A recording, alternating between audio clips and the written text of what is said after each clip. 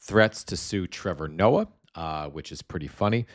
He wants to sue Trevor Noah over a comment that Trevor Noah made at the Grammys yesterday about the Epstein files. And then we're going to cover some Nancy Mace stuff because, there certainly isn't enough crazy to cover on any given day. But there was a really good report. The New York Magazine did an in-depth piece about her. Nancy Mace is not okay. I'm just looking at my notes out here. We're going to cover what's going on with DHS funding or potential DHS funding in the House. We're going to cover Senator Ron Johnson lying, because that's something that, happens a lot. And I'm going to share with you something I was planning to share last week, but I didn't have a chance. And I've wanted to get to it, and today I hopefully can. And that is that the DOJ is coming for your vote. The Department of Justice is coming for your vote. They want your voter information. They want the voter rolls from every state. There are specific reasons why they want this. Our chorus group recently had a press briefing with Mark Elias. He's fighting the Department of Justice, I think, in 22 states right now. His law firm was also the firm that fought Donald Trump after the 2020 election loss and won. I think his firm fought every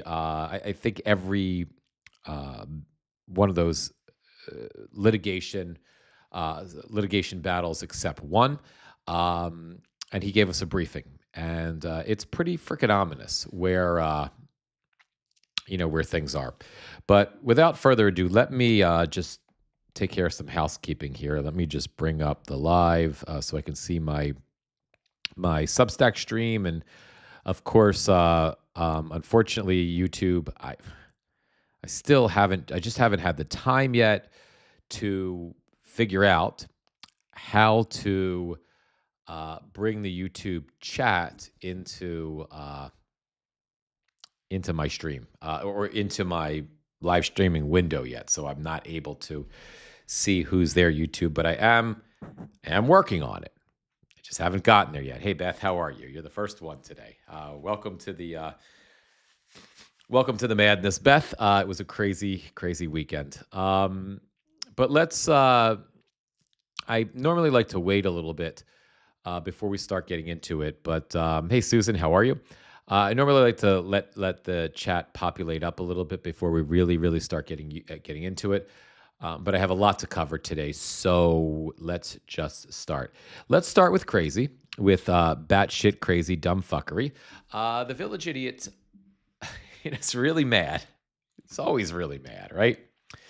But he's really mad at the Grammys. He's really mad at Trevor Noah. Now, full disclosure, I don't really watch award shows. I don't get into them.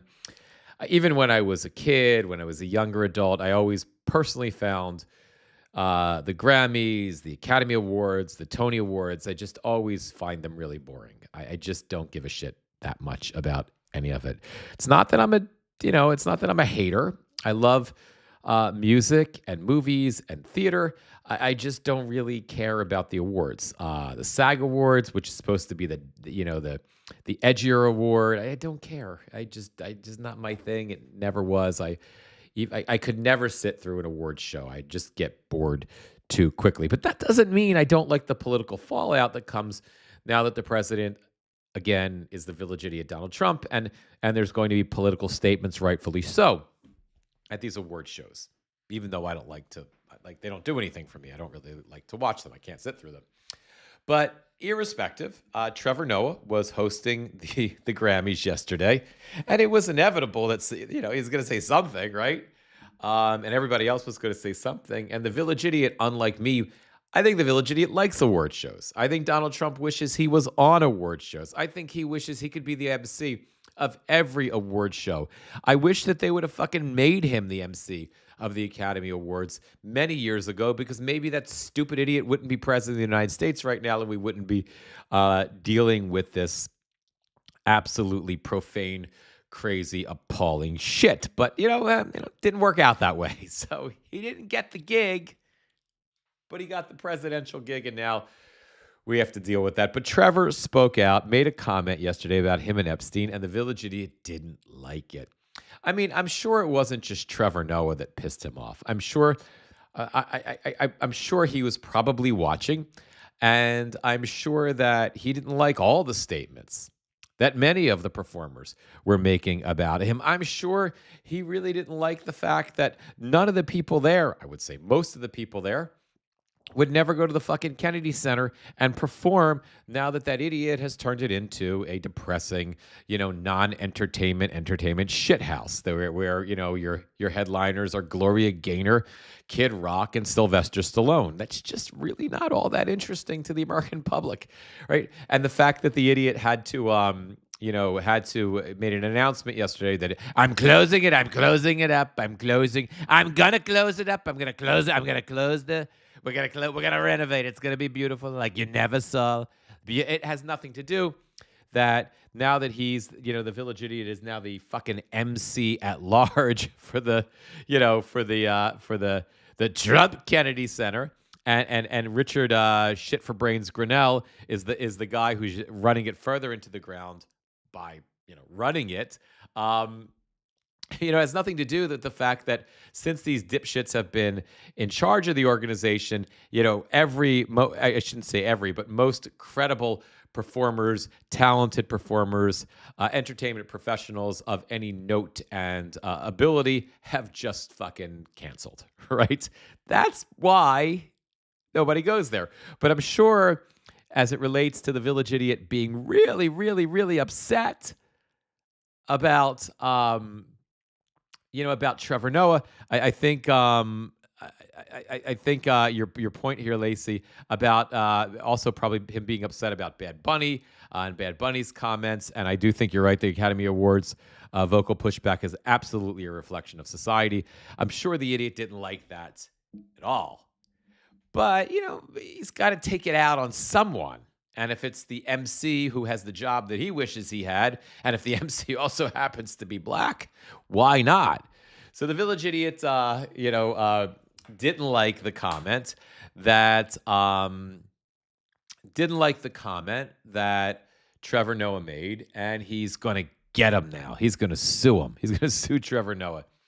The Grammy Awards are the worst, with a capital word. The word worst is in all caps. Virtually unwatchable. CBS is lucky not to have this garbage litter their airwaves any longer. The host, Trevor Noah, whoever he may be, is almost as bad as Jimmy Kimmel at the low ratings Academy Awards. Lost my train of... I need glasses. My close glasses can't see the computer screen, and the screen's too close for my distance glasses. Some weird shit that I got to figure out how to fix. It's an over 50 problem, but I'll deal. Noah said incorrectly about me that Donald Trump and Bill Clinton spent time on Epstein Island. Wrong. I can't speak for Bill, but I have never been to Epstein Island, nor anywhere close. And until tonight's false and defamatory statement, have never been accused of being there. Never. I know a lot of very important people. I saw a guy yesterday who said, "You've never been." I said, "I've never been." He said, "You've never been." I said, "I've never been there." Other people went, and Clinton was there, and he went, and Clinton went there. Very terrible. I'm not saying what Clinton did. I don't know, but I've never been there. I can't find my place now because I'm riffing. Where am I at? But I've never been to Epstein Island or anywhere close, and until tonight's false and defamatory statement, have never been accused of being there, not even by the fake news media. Noah, a total loser. Better get his facts straight and get them straight fast. It looks like I'll be sending my lawyers. You gotta go, Pam? Pam, you gonna go? Go ahead, Pam. It looks like I'll be sending my lawyers to sue this poor pathetic, talentless dope of an MC. I call him the dope. I call him Trevor the dope. Other people call him other things, but I made up the name. It's I have a very big brain. The Chinese know that. I talk to she. She loves me. She does. She loves me. She's always loved me. I'm so beautiful. I talk to she and she loves me. But I talked to she and she said he's a talentless dope. And suing him for plenty of money. I'm going to use the dollar sign. You see this? It's a dollar sign. Ask little George Stephanopoulos, little George Stephanopoulos, and many others how it all worked out. Ask also CBS. I got a lot of money from CBS. Get ready, Noah. I'm going to have some fun with you. President DJT. The president. You know, I know, guys. I know we expect this. I know this is standard operating procedure. I know this is fucking abnormal normal. But I still have moments, where I read this shit and I cannot believe it. Oh my goodness, guys, my phone is ringing. And I cannot believe that the president of the United States of America is saying this, right? Right? That it's actually real, but it's like we're living in an alternative universe or some shit, or it's a bad dream, but it's real. And Donald said that. I'm just going to leave that there. There's nothing else. There's nothing else to do with that. There's nothing else to do with that. Let's just get to something more serious. I just felt like it was worth your time for me to share it with you. Time you'll never get back again, but I thought it was a good idea. So anyway, before we get to any of the Epstein stuff today, any more of the Epstein stuff, also the DHS funding, I want to update you guys with that, and I really want to cover this Nancy Mace article that came out in New York Magazine. Just because Nancy Mace doesn't want us to pay attention to it, so why not? There was something I wanted to cover last week, and there was just too much stuff happening. There was too much news, and me too, Terry. Me too. If I was Trevor, I would double down, triple down. I would do a special. I would do like Trevor Noah's Donald Trump special, and I would. First of all, he would. I can't imagine that if he did a live special, he wouldn't sell out like Madison Square Garden, right? In the next 2 weeks, like they would make room for him, or if he did like a Broadway theater or some other. I mean, obviously it's a far cry from Madison Square Garden to a Broadway theater, but he would sell out a venue instantly. He would have tremendous amount of press. I would just take advantage of the opportunity, or maybe go on the Daily Show, right? Like just go do host the Daily Show for be a guest host would be. Because that was his gig forever. And this would be a perfect moment for him to go back, step back in for a week. Let him host the Daily Show for a week. All right. Last week, early in the week, we had our chorus group had a press briefing with, it wasn't a press briefing because we're not the press, but had a briefing with Mark Elias. He came in to speak to us, and we got to ask him questions, which was pretty awesome. If you're not familiar with Mark Elias, he's a lawyer. He's really an election lawyer, and he's got a pretty successful election legal firm. Mark Elias, him and his firm, after the 2020 election, when the village idiot was running around saying that the election was stolen, when all of those cases, all those lawsuits that the goons and the morons and the dipshits from the Trump administration, when all of those lawsuits happened in like all these different states, with I think very few exceptions, it was almost entirely Elias's law firm that was defending democracy. So every time you would hear, remember back then you would hear about a lawsuit and another lawsuit and another lawsuit and another lawsuit. It was just like lawsuit after lawsuit after lawsuit, right? you would hear about this endless array of lawsuits, and that they just kept losing. That was Mark Elias and his um and his law firm. Right now, there are I think I think there are lawsuits in 22 states right now. If I have my I had notes from my from our meeting with Elias, which I managed to either throw out or lose. So I'm just trying to go from memory here. So take everything with a grain of salt. Hello, Jules. Um, so but I think it's 22 states. I think he's currently litigating against the Department of Justice in 22 states. Why is he litigating against the Department of Justice in 22 states? Because the Department of Justice wants access to the voter rolls from every single state in the United States. I think about 7 or 8 red states have already given them the voter rolls.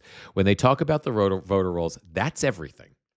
That's everything your state has about you about voting. Your name, your address. I don't know if like private information like social security number, but Donald's already got that from Elon Musk anyway, and the Doge bullshit when they went into social security, into the IRS and everywhere else. So, they've already got that shit.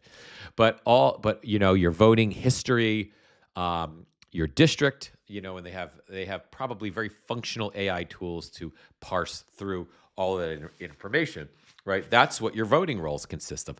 There is no reason that the federal government should have them. There is no law that allows the federal government to have that information. It is actually, as Mark explained to us, it is actually intentional that the federal government not have all of that information, because that is information that the federal government could weaponize if there was a nefarious federal government like we have today, could weaponize to use against you and to disenfranchise you, to do something to make your vote, if your vote isn't what they want it to be, to make your vote not count. And Mark explained to us specifically, he said there were 3 things that you can get out of the voter rolls. I just remember 2. One is, again, all of the info. Actually, I just remember 1. I don't remember the second and third one. But having access to, if they have access to, if they get the voter rolls from your state and they have access to those voter rolls, right? In order to suppress the vote, they need to know who to suppress. So, for example, let's say the ICE Gestapo becomes the physical suppression tool for the Trump administration in the 2026 midterm elections, right? So let's say they want to suppress the black vote in Pennsylvania, right? So they might need to know if they have the voter rolls from Philadelphia, and they have the voter rolls from Bucks County, and they have the voter rolls from, I'm just trying to think some of the other counties that I know in Philly. I should have done New Jersey. Let me do New Jersey, because I've lived in New Jersey now much longer than I lived in Pennsylvania. But here in New Jersey, let's say they wanted the voter rolls. Let's say Mikey Sherrill, our new governor, would send him the voter rolls. She won't. Mikey Sherrill is fucking awesome, by the way. She will kick the shit out of him rhetorically, legislatively, and any other Lee that you can. She's actually threatening to withhold federal taxes from the government if the village idiot, the whiny little biatch, doesn't fess up, doesn't fess up isn't the right word, doesn't get his shit straight and fund the, we have our new tunnels for the trains that are that this is a project that's been going on for years and years and years now, that the federal government, Congress already allocated millions of dollars that the federal government clawed back. And this is to improve our infrastructure between New York and northern New Jersey, which is the most heavily traveled route in the entire country. She's threatening to say, you don't give us the money that we were, by law, you have to. We're not going to send you any tax money, fucker. So I love her so far. I think she's doing a great job. She's fabulous. You're doing Mikey. They call you Mikey. That's a boy's name, Mike. I'm going to tell you that you're a horrible person, and that's a boy's name. I know Mitch thinks you're doing a great job, Mikey. Your first name should be Cheryl, not Mikey Cheryl, because Cheryl is a girl's name, and maybe she's a trans. I don't know, but I don't know why they call her Mikey Cheryl when she should be Cheryl Mikey. I'm just from that, and that's what I call her. I call her Cheryl. I'm not going to call her Mikey. I'm going to call her Cheryl. I just feel like he would say that. Anyway, Mikey Sherrill is going to beat his ass, and I love it. Anyway, I digress. So let's say they had New Jersey agreed to send the idiot the voter rolls, right? And let's say they were able to see, well, Camden County has a large black community, and we want to suppress the vote. And these are the districts in Camden County, and these are this is the way Camden County is gerrymandered, and this is here's where, we have this one Republican who's sort of on the, who is in the Cherry Hill area, and which is really a white area, and then we have this black representative in a district in Camden, and so they'd have that information, and then up here in the area that I live in, which is Bergen County, which is a very diverse county. There are really wealthy white areas. There are very wealthy mixed race areas here. There are lower lower middle class, really heavy blue collar areas, which is mostly white people. There are predominantly there are urban areas where it's mostly black people and Hispanic folks living. So having all of that data about who, what, where, when they vote, how many they vote, would help the village idiot, and well, he doesn't know anything, but would help the people who do know things in there. Stephen Miller, for example, figure out where to allocate the ICE goons. So maybe they would send a whole bunch of ICE goons to every voting station in, say, Jersey City. Maybe they would send ICE goons to I'm trying to think here in Bergen County. You wouldn't send them to maybe Lyndhurst because that's a bunch of white working class guys that they think that they probably have, but maybe they'd send them to Paramus, because Paramus, although it's a middle class to an upper middle class town, there's a lot of diversity in Paramus. So maybe they would want to send the ICE Gestapo to specific polling places in Paramus in order to make sure that the people of color are intimidated there, and maybe they go home. So that's the first reason that Elias had explained to us was that it's really so that so that they know whose vote to suppress before the election.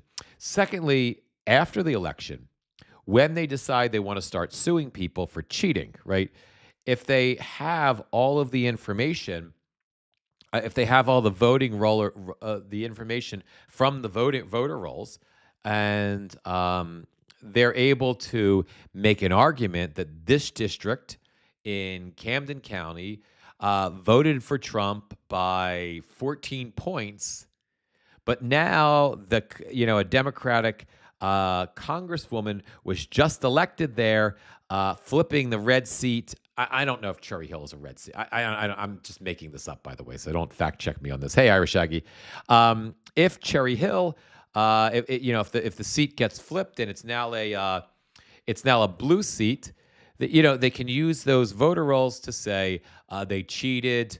There's no way this is possible. Do some shit with the ballot boxes, or some shit, whatever it is.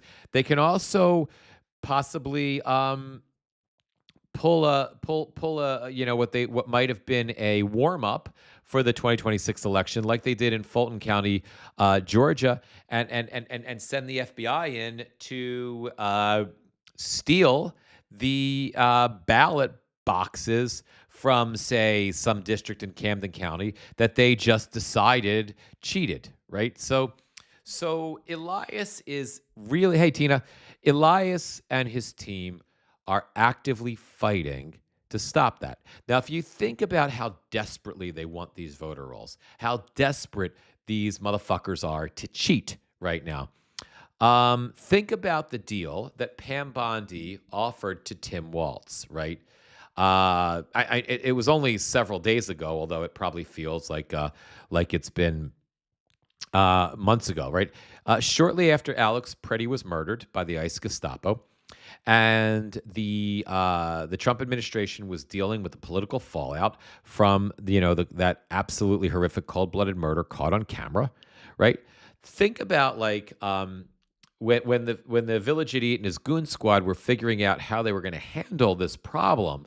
One of the ways they thought they would make it go away is Pam Bondi asked Tim Walz for the voter rolls. Basically, she said, if you give us the voter rolls, and then we'll pull out. We'll pull them out. We'll pull ICE out. It was a literal bribery. It was a quid pro quo. Quid pro quo. I don't really know how Tim Walz responded or if he even responded. I didn't see any reporting on that. But irrespective, that's how desperately they want those voter rolls. And the folks at Democracy Docket, which is Mark Elias's website, which keeps us up to date on everything going on. It's in terms of the DOJ's effort to both try to pressure all of the red states and blue states to give them to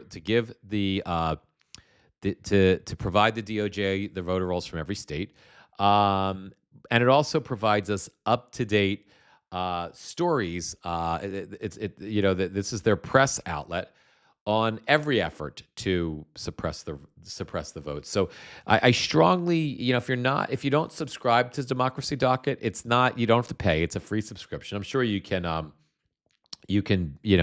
become a paid supporter if you choose to, but the subscription is free. I use the free subscription, and it's just democracydocket.com, and it is an incredibly helpful resource. And a lot of times,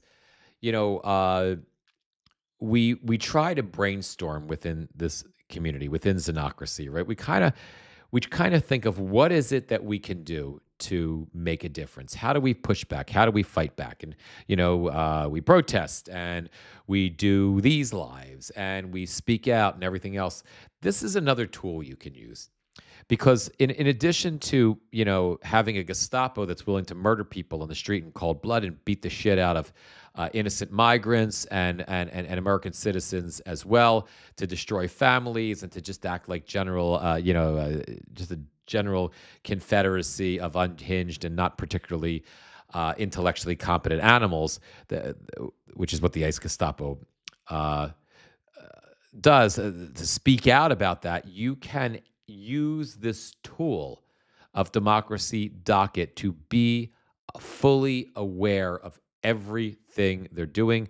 The mainstream media does a decent job, a semi-decent job, of keeping you abreast of what's going on in terms of election interference. Independent media does a really good job as well. All media outlets, independent and legacy, they kind of stop at a moment like this when the news cycle is absolutely flooded with other things, rightfully so. Right now, we're flooded with Epstein, as we should be. But those are the moments. These are the moments, these distractive moments, when the goofballs at the Trump administration will try to do some of the worst, most nefarious shit. And no matter what else is going on in the world, Elias is absolutely dialed in and hyper-focused on protecting the electoral process. And their articles, their work, their stories are going about the efforts to interfere with the 2026 election and beyond, are going to be up here at democracydocket.com no matter what. No matter what's going on elsewhere in the news cycle. It's worth your time.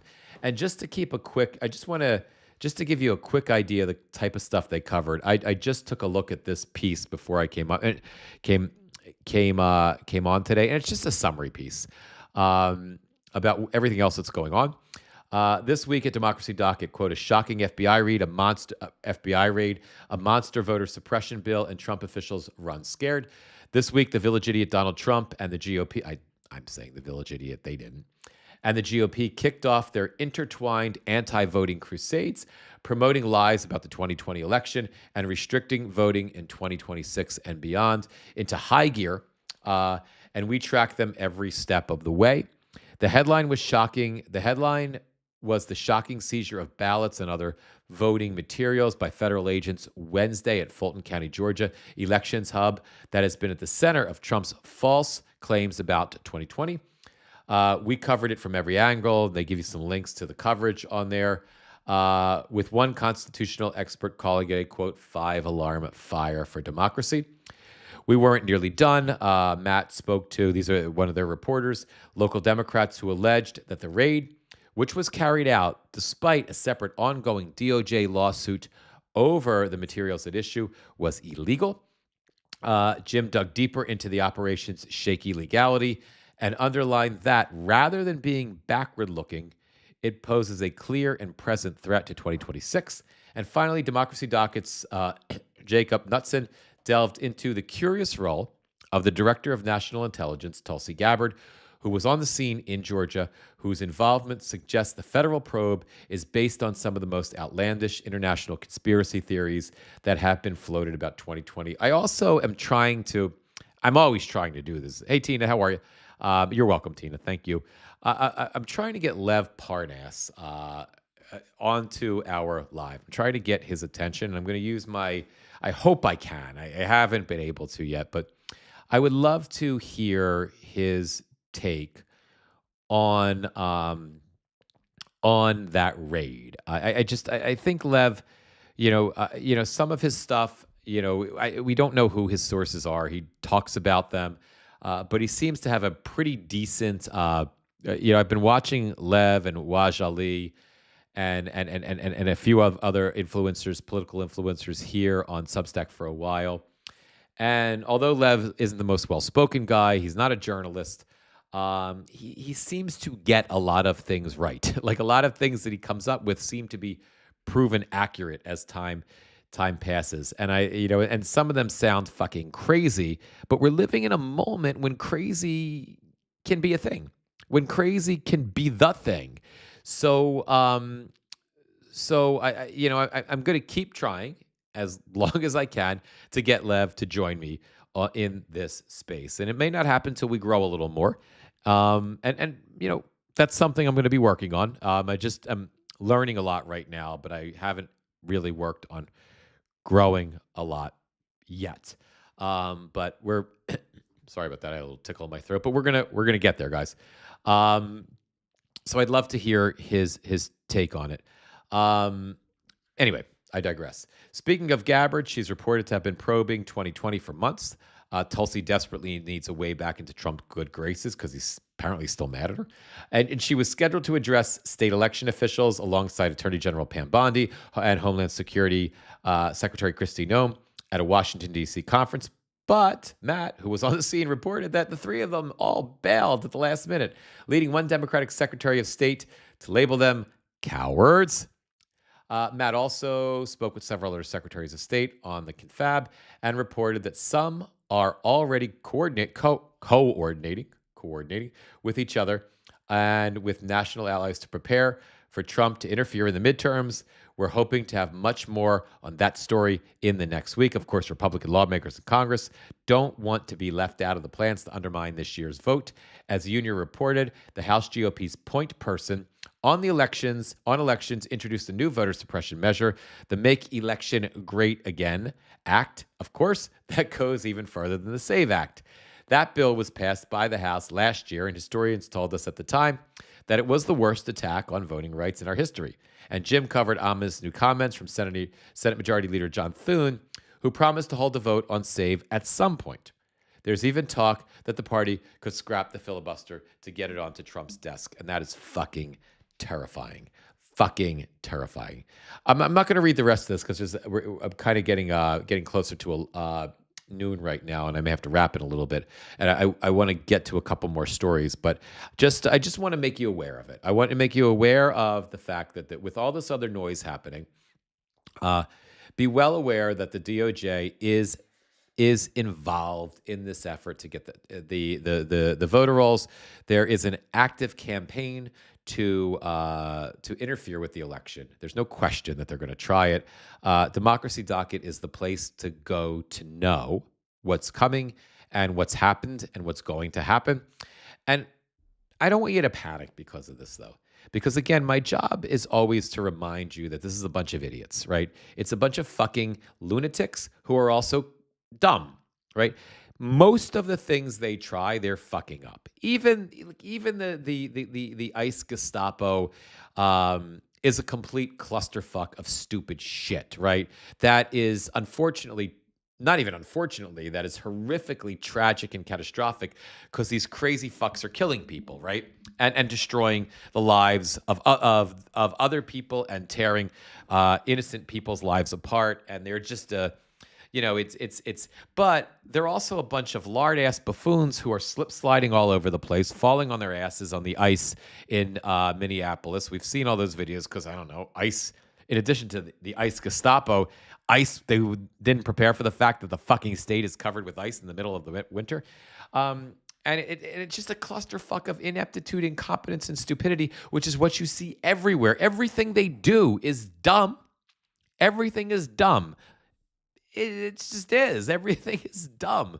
So, although they are going to make an effort to interfere with the election, and thank God we've got brilliant people like Mark Elias, going up against morons, right? And Elias will win in the lower courts. And who knows what the Supreme Court will do if and when things make it up there. But we've got great people like Mark Elias. And we've got, a strong community of millions and millions of people here in the country who are part of the pro-democracy community right now. There are thousands of these little xenocracies all over the place online. So we're going to be okay, but we've got to be diligent and we've got to be aware. The other story I want to make sure I get to is this one. Oh, one other thing, guys, before I get to that.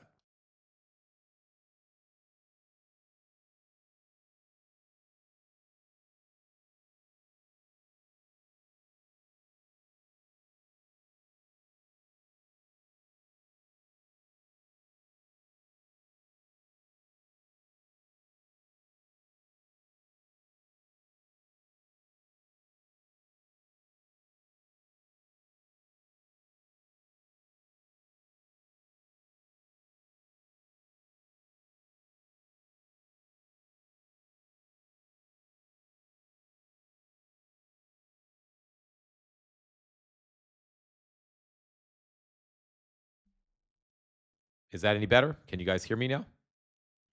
Ugh. Hang on. Hang on.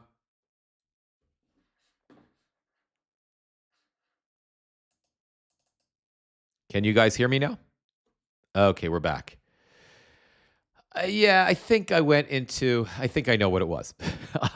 I don't. Were you guys able to hear when I was talking about that Gamer Vet Dad and I are going live tomorrow?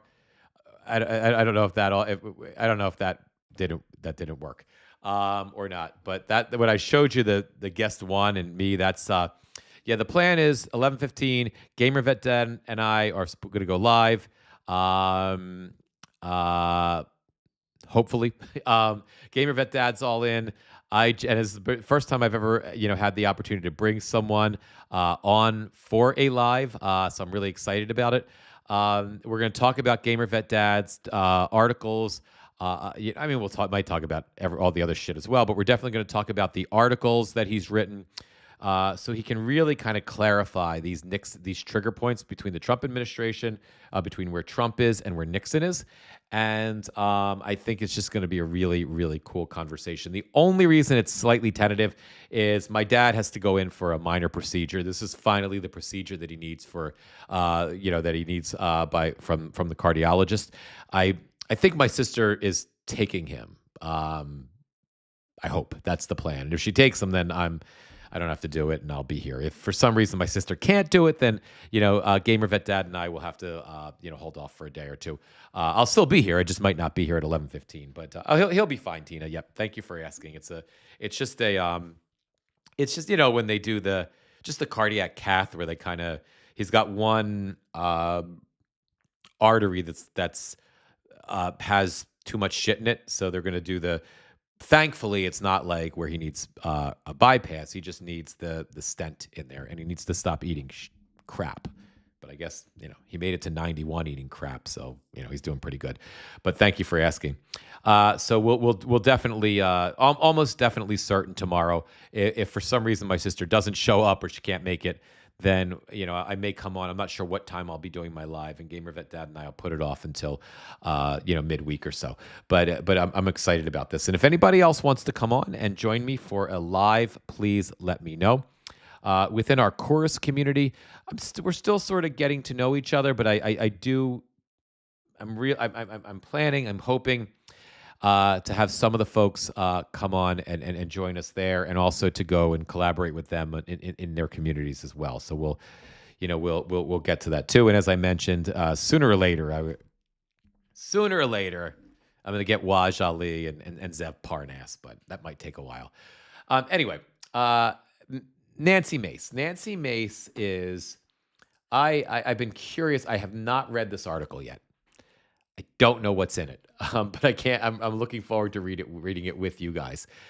I noticed I posted this in the notes section yesterday, and I noticed yesterday that Nancy Mace, because I went onto Twitter or into X, and I wanted to see like what was happening in the space, and Nancy Mace had made a statement that. New York Magazine was going to do a hit piece on her tomorrow. And they only do that for the people who stand up and speak out. And just because they're going to do this hit piece, she's still going to, it's not going to stop her from standing up and speaking out. And and Nancy Mace is crazy as a $3 bill on her best day, right? The one position that she's taken, at least in the last 2 years, that has been appropriated on the right side of history was the position on the Epstein files and releasing the Epstein files and holding the rapist accountable. I have to give her credit where credit is due, and she stood up for that. Otherwise, though, she's been on her most important roles are trying to become the governor of South Carolina. The new governor of South Carolina, and to police the bathrooms at the Capitol building, so that the one trans member of Congress, I think she is the Congresswoman of Delaware. I can't remember her name right now. Sarah McBride, I think. Right? Is Sarah McBride? Making sure Sarah McBride doesn't go to the bathroom in the girls' room, even though Sarah has a bathroom in her office like every other congressional representative. But Nancy is really big on making sure that Sarah doesn't get into the girls' room. So she's good at that. So I knew that if Nancy Mace was telling us not to read this, in essence, I figured it's probably a good idea. So let's and it's like I couldn't wait to find this today. And I think one of you guys told me about archive.ph, which hours after something is published behind a paywall, we can see it. And thank you for that. Los Gatos, we're a hard pass on Governor Mace. She has been unstable for years and years. Absolutely, Los Gatos. And do you think? Well, I don't really know too much about South Carolina politics. I mean, do you think I don't know. I haven't really looked it up. I don't know how many people are in the primary with her. I don't know what her chances, if Democrats have a chance at winning the seat.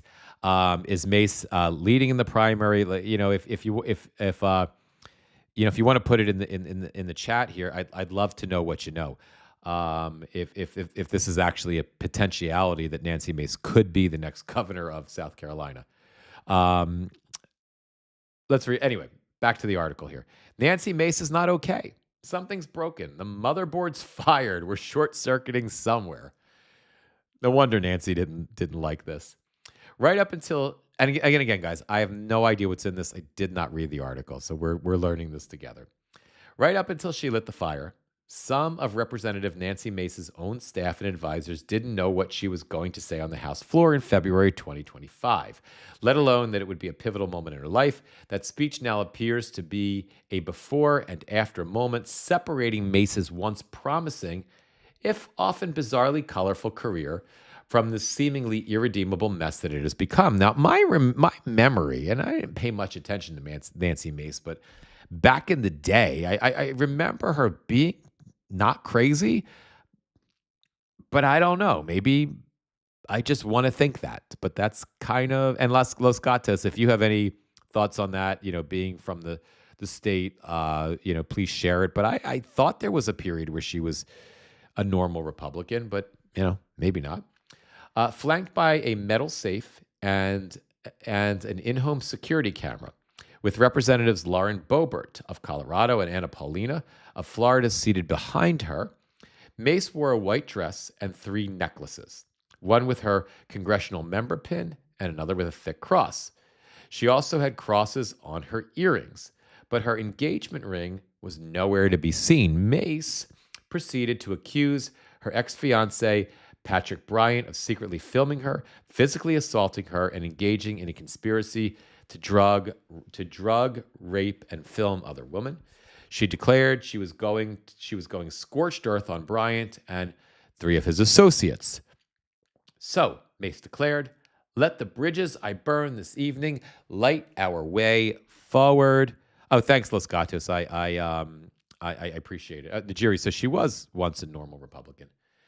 It's not customary for lawmakers to make such personal accusations on the floor, even if Mace, a rape survivor, had made countering sexual abuse and trafficking an integral part of her political identity. Bryant would go on to vehemently deny Mace's allegations and sue her for defamation, though by making her remarks on the floor, she could ostensibly retain immunity from a defamation lawsuit under the Speech and Debate Clause of the Constitution. He did not return a request for comment and is under a gag order, as is Mace, barring them from discussing their ongoing legal battle. Many of her former staffers are inclined to believe her allegations of abuse against Bryant, even if they never saw anything untoward. But the chaotic and highly public fashion in which she has gone after him makes them question her judgment and overall well-being. This is a quote. "She's not okay," said a former staffer. "There's nothing here I can point to and say, oh, this is normal."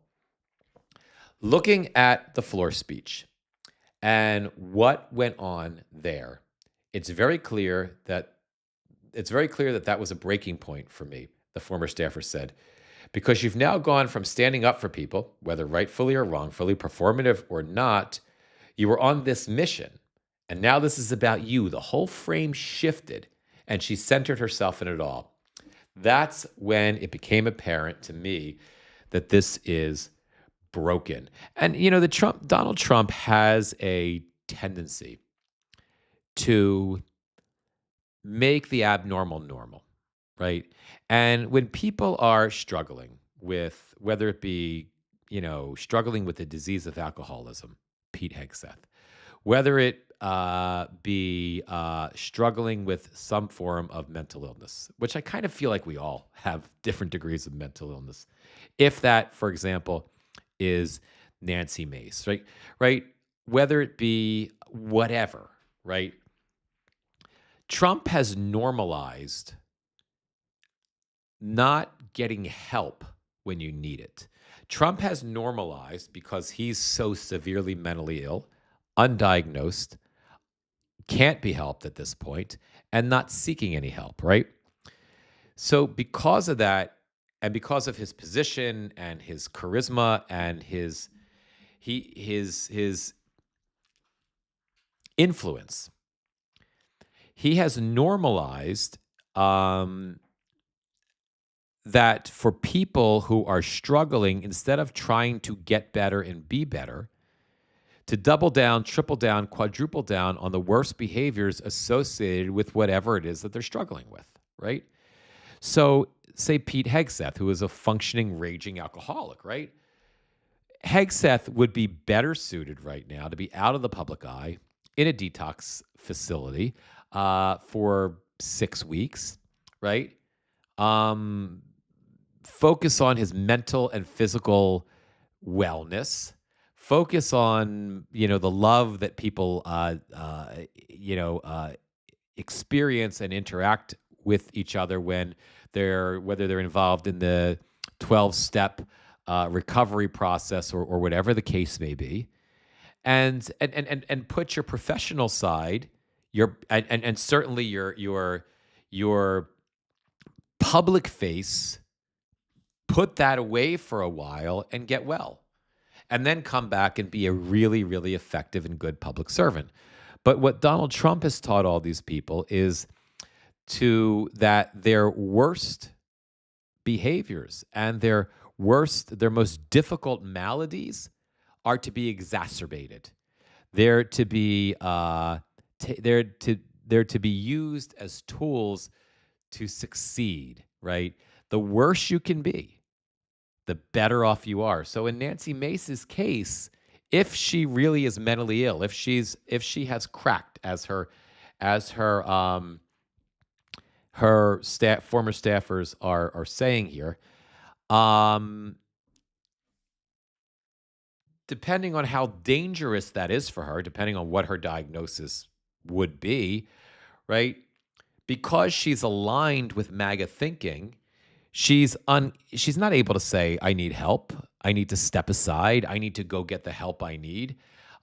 She's not able to admit that she's wrong, that, by referring to people as trannies is unacceptable and inappropriate. And it's more of a cry for help from her, and also indicative of her mental instability, than it is an insult to Sarah McBride, right? Um, so, but in the world she's living in now, in that MAGA dysfunctional space, the idea is to nurture the mental illness until it either destroys her, right? Or elevates her to the governor of South Carolina. So Los Gatos, short answer, she has no chance of getting elected. She's no chance of getting elected, shy of a miracle.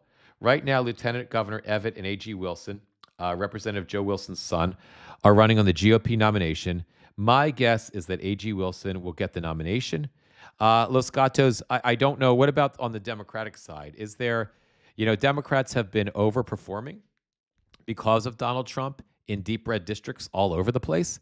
At the congressional level, I think we're going to see that at the state level, in the Senate race. We're going to see tremendous overperformance and a lot of upsets. Do you think that in a place like South Carolina as well, where maybe a Democrat wouldn't have a chance because Mace is, well, it won't be Mace as you're saying, but because Trump is so bad that a Democrat has a shot there, or is it still a very safe red seat for the governorship? Notably, Mace was the first female candidate to graduate from the Citadel in Charleston. So, that is notable. You know what I mean? That's a hell of an accomplishment. And this, and I think that's such a great point that you bring up, Los Gatos, because, like, Mace, she has, like I said, I vaguely recall her being a normal Republican at one point, and maybe I'm wrong, but I vaguely recall that. But I mean, you know, that's a hell of a pedigree. That's a hell of a an achievement, right? So there's something there. There's intellect and talent. And I think underneath the performative indecency and maybe mental instability of Mace, maybe she's not really this MAGA sociopath. Maybe she's not really this bigoted creep, right? Maybe underneath, and maybe I'm naive, right? But maybe underneath there really is a person under there. And if she just got the help she needed, as opposed to being inspired by the toxicity of the MAGA community, and the MAGA, elite political class, that those whatever achievements that she's achieved, and especially if she's an advocate for those who have been sexually abused. I mean, she could make a real profound difference. Um, you know, uh, Too bad Mace trashed that notability. Yeah, great point, Terry. Absolutely fair point. Anyway, let me continue reading the piece. A second former staffer told me they had concluded that she's deteriorated and it sucks. Mace has continued to shed much of her staff, torched her relationship with President Donald Trump, and torpedoed her bid to become governor of her home state of South Carolina.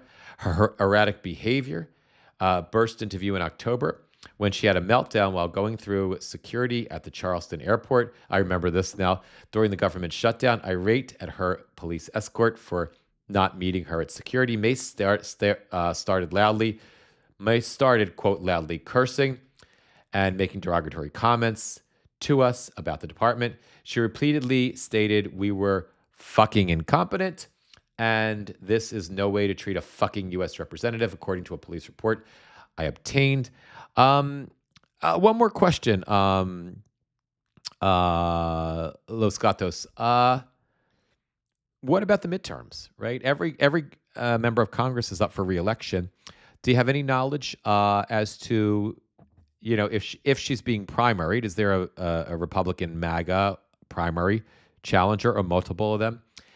And I'm curious about, if Democrats have a shot at her seat because she's so crazy and Trump is so bad. Airport Gate has since become a major news saga in South Carolina, hurting her standing in the Republican gubernatorial primary. In polling since October, Mace's support has been cut nearly in half, and she has slipped from nearly tied for the lead down to third or fourth place. Mace is also now the subject of a House Ethics Committee inquiry. The committee did not release any specifics in its statement released January 16th, but Mace's office responded with a letter from her attorney about, quote, her lodging expenses and reimbursement practices. A source familiar with the matter told me Mace's use of her House office staff for campaign purposes may be the reason why the committee is considering taking up a formal investigation. It didn't have to be this way, according to Mace's former staff members and Republicans who knew her. While many of these sources say they would never bet against Mace wiggling her way out of a jam, they increasingly think her career might be beyond redemption. Quote, unlike her disgruntled ex-staffer crew, I actually don't hate her, said Austin McCubbin, a former consultant for Mace, who he has known for years. Quote, I want the best for her. I think the best thing for her is to no longer be in the media all the time and to enjoy private life outside of politics. It's a much, much longer piece. I mean, I don't know, like if I sort of scroll through it, I mean, we don't really have time to read the whole piece here. I am definitely going to read the rest of it when I'm definitely going to read the rest of it when I have a chance later today. But I'm going to have to leave. I want to leave that there for now because I just want to squeeze in a quick update about what's going on with DHS funding, because I think we all still care about that. First, let me share this video with you of Senator Ron Johnson lying, because that's what he does, and then we'll go over where things stand. You've said that Democrats are demanding things that are impossible to give them, things that you said would neuter immigration enforcement.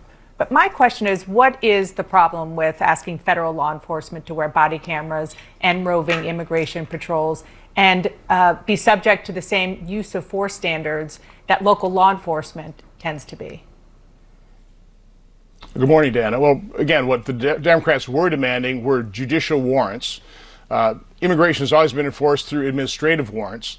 You've got millions of... That's a lie. Immigration has not always been enforced through administrative warrants. An administrative warrant, and immigration, saying immigration has been enforced doesn't mean anything. You don't enforce immigration. You force immigration policy. You enforce immigration legislation. You don't enforce immigration. Saying you enforce immigration means you just want to get rid of the brown people. It's never been the case. Never, never, never been the case that ICE could just fucking leave, go hundreds of miles away from the border to just break into people's houses without a judicial warrant. A judicial warrant is a warrant signed by a judge. There also were rules where ICE couldn't go into schools and hospitals, and churches. So fuck off, Ron Johnson. You're lying again. An administrative warrant is just a warrant that the Department of Homeland Security, it's literally a piece of paper that Department of Homeland Security says that they have. We can go get this person. You cannot in the United States of America, even if it's a migrant that's here illegally, just break into someone's house without a judicial warrant, no matter who they are. Fuck off, Ron. Let's continue. This is because President Biden and Democrats opened the border and flooded America with millions of people. Included in those millions are criminals. By the way, take note of something new about Ron Johnson that I never noticed until just now. Ron is, if you look at his face, it looks like he's got Trump makeup on. Am I wrong? He's unusually tan, unnaturally tan, and his eyes are not, around his eyes is not as tan as the rest of his face. Maybe I'm just looking for shit, but it looks like he's got it's not as orange. It's blended far better than the Village Idiots, and it's not like contrasted and more obvious by the fake blonde hair because he just, Johnson just has his normal white hair. But it sure as fuck looks like he has Trump makeup on. I'm just saying.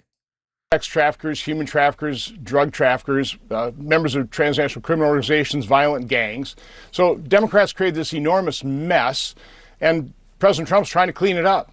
And I've got a great deal of sympathy for those individuals, whether it's department secretaries or the law enforcement officers on the ground trying to clean up that mess. How would you like to be an ICE officer or any law enforcement officer where you've got literally signal chats that are deploying trained activists to surround you in your enforcement actions? You don't have any. You don't. But, trained activists means, Trump says paid activists. This Trump wannabe isn't saying paid activists. He's saying trained activists. I guess that's the new word. By giving people instructions on what to do and what to say when ICE tries to attack them, whether they're citizens or non-citizens, that's not trained activists. By local people in Minneapolis, everyday people who've had to figure out how to protect themselves and their communities literally from being fucking shot by following ICE around and blowing fucking whistles and letting other people know that the Gestapo is there. That's not trained activists, you fucking fucknut, fuckwad, fucknut, fucker. Try to say that 5 times. That is people trying to figure out a way to survive when the federal government is out to get them. That's people trying to figure out a way to fight back when they have no opportunity to fight back, because if they do fight back, they'll be or even to resist by walking away, a bunch of lard-ass goons are going to tackle them, beat the shit out of them, take them to jail, and maybe let them out somewhere, someplace where nobody knows where they are 9 hours later. Fuck off, Ron Johnson. I always had a thing where I just felt Ron Johnson was one of the bigger dicks in the Senate. Not literally. He would like that figuratively. Yeah.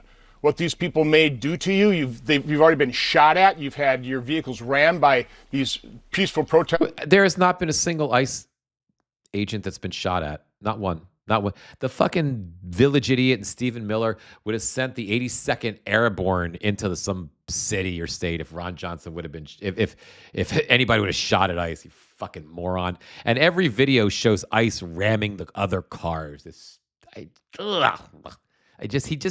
like listening to Ron Johnson. That's why I don't do it very often. It's like, it feels like cockroaches crawling all over me when I listen to him. It's just like, I just feel like I have to shower and rub all the stuff off. I just don't like his way. By their vehicles.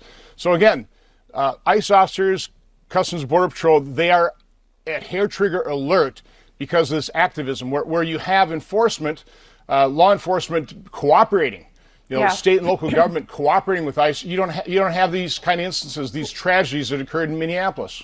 Well, wouldn't, for example, wearing a body camera help with what you're describing? Again, I don't have a problem with that personally, but that's not what I heard Democrats were demanding. Their primary demand was judicial warrants. Well, let me ask you about which is that. completely unacceptable. Now, All right, it's enough of him. Fuck off. Fuck off. Fuck off. Fuck off. Let me just let you guys know where things stand because I got to wrap up in a second. So here's where we stand. So Democrats caved, in my opinion. Senate Democrats caved. If Senate Democrats would have held out and said, no, we are not going to fund any option. We're not going to break the appropriations funding down into 6 bills and pass 5 of them and just hold out and argue about this for 2 weeks, hold out on funding for DHS for 2 weeks and debate for 2 weeks where things are going to, if we're going to, how we're going to fund ICE. If Democrats would have just said, no, fuck you. We're not going to allow this Gestapo killing people to continue to do so, and we're not going to fund the government until you fucking do it. Until you fucking do something about this. But instead, they made this 2-week deal where they split the House bill into 6 separate bills. They voted to pass 5 of the bills. The 6th one, again, we have 2 weeks that they're going to negotiate out what the ICE. What they're going to do to try to rein ICE in. None of that is good. The Republicans are going to go for none of that because Republicans have leverage. They didn't have it before, but now they have leverage because they just don't give a shit. They don't. They could care less. This is now and on top. So that's where we stand with that. The current funding package of the 5 bills that were funded is now down in the House Rules Committee. Who the fuck knows? It's probably going to pass, but nobody knows. We'll see what happens. And you're right, Tina. Democrats do need to step up with a backbone. It's ridiculous. It's unthinkable. I can't even. Don't get me started. First, I have to listen to Ron Johnson and feel like I've got cockroaches crawling all over me. Then get annoy myself again about Democrats not having a backbone. But these are the things. Anyway, guys, I got to wrap the live. We've got our daily briefing at 12:30. I will try to squeeze in a second live today. I'll certainly be doing some posts. If you're not following me on Instagram and you are on Instagram, please do. I'm at Mitch Ivan. I need to get that Instagram following up to 1,000 people so I can add Instagram. I need 1,000 folks there before I can start integrating Instagram lives into our live streams. And Instagram, I think, will be a good funnel, I hope. Better than TikTok. Hopefully, it will be a good funnel to move people here into our Substack community. So we'll take it one step at a time, 1 minute at a time, 1 hour at a time, 1 day at a time, 1 live at a time. Thank you guys for the group therapy. Thank you for helping me stay sane. Thank you for being here. I love you guys, and I will see you soon. Be well, everybody. And I'll see you in a little bit.